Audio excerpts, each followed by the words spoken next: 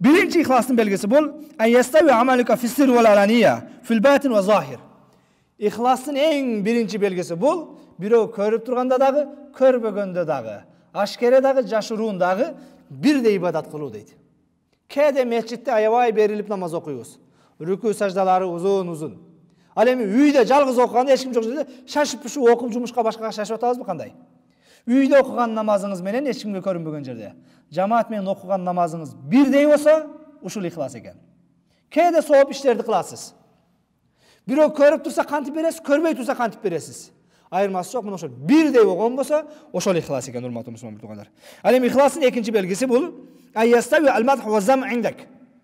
Seni biri maktasa dağı, jamandasa dağı, uruşsa, jemelese dağı, kılıp atkan işinden qaytpашың керек.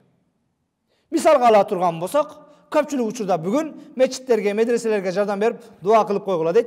Dua kılsa, kılbasa birдей Kuday üçün berişin gerek. Balkim kede bergeninden keyin ушунча сурансак, ушун эле бердиңби деп кайтып, бергениңе ыраазы болбосо, кээ бирөөлөр жемелеп кое турган болсо, ага дагы ыраазы болушуң керек. Мен колумдан келгенин бердим, Кудайдан соогун үмүт кылам. Сенин мактооңа дагы, каргышыңа дагы муктаж эмесмин деп.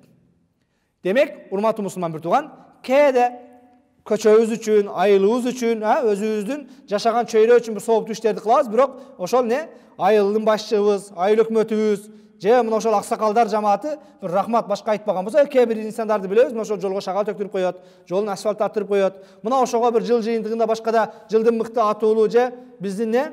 Айылдын активиси, биздин айылдын мыктысы деген бир мактоолорду айтпаган болсо, аксакалдар чогул бир бата бербеген болсо, кайгырба, капа болбо. Ошого эгер кайгырып аткан болсоң, ушунча жакшылыгымды билбеди менин айылдаштарым, ушунча кылган соо ишимди бул кишилер түшүнбөдү деген болсоң, анда ихлас жок. Ихлас кылат экенсиз, бирок рахматты, ыраазычылыкты күтпөйт экенсиз. Адамдар мактаса дагы бирдейсиз, жамандаса дагы бирдейсиз. Мына ошол эмне? Ыйманыңыз бирдей туруш керек экен, өзгөрбөстөн. Мына ошол ихластын экинчи белгиси экен. Ал-аламату салиса, ихластын үчүнчү белгиси бул ала татлуб шухудан ала амалик иллаллах. Ихластын үчүнчү белгиси, урматтуу мусулман бир туугандар, бул кылган ишиңе бирөөлөрдүн көрүүсүн каалабайсың.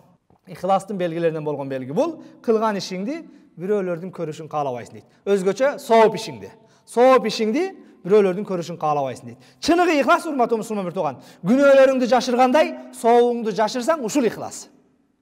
Кээде кылган күнөөбүздө жакшы бирөө байкабай калды, көрбөй калды дейбиз. Ошол сыяктуу сооп ишиңди да бирөө көрбөй калган болсо, мына ушул ихлас. Демек, ихлас деген бул жараткан менен жалгыз эсептешүү. Сооп ишти кылат экенсиз, Аллахым бүттү, ушуну менен кабырда жалгыз калганда эсептешип алам сени менен. Аллахым кыяматка барганда өзүңдөн алам деп. Бул дүйнөдө мен сага баягыда жардам берип койгом, жана кээ бир инсандар бар. Бир жол чай берип коюп, мен катта кылган жигит дейт.